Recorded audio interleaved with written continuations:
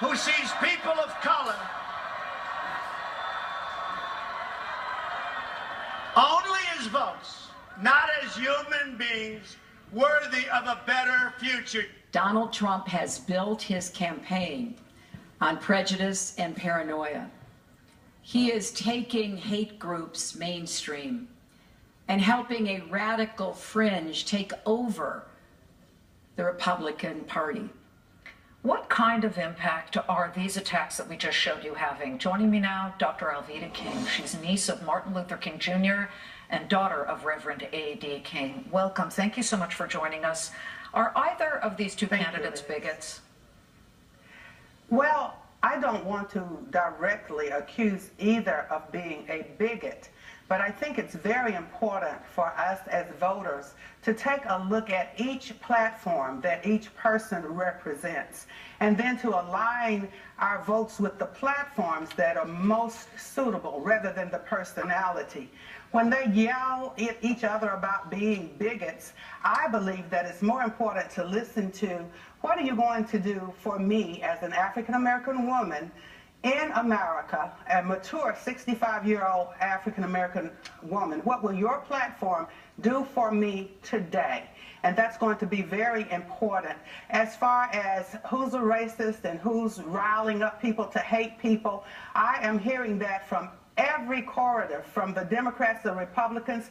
People are being fearful and tearful. And so it's going to be more important to examine those platforms.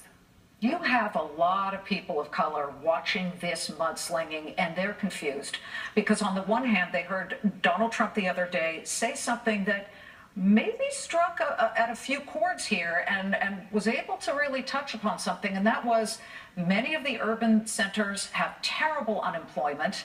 They don't get good education. They're being shot at. I'm using Chicago as an example, but we know what's going on in Baltimore and some other places. So, quote, how much worse could it get? What do you have to lose? On the other hand, Hillary Clinton and Bill Clinton have had a history of being able to go into communities of color and make them feel like they're being heard. So which side is actually, as you talked about, putting forth the best platform?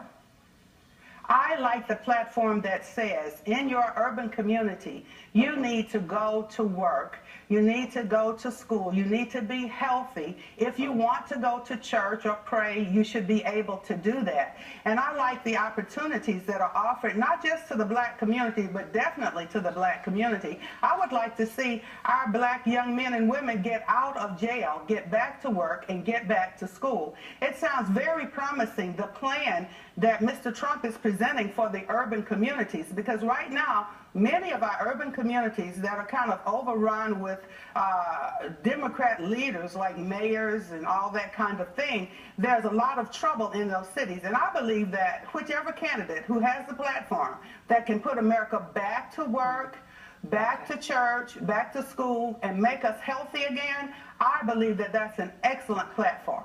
From your mouth to God's ears, I do hope we see that soon. Alveda, thank you very much. Alveda King. Thank you. After tech glitches bring air travel to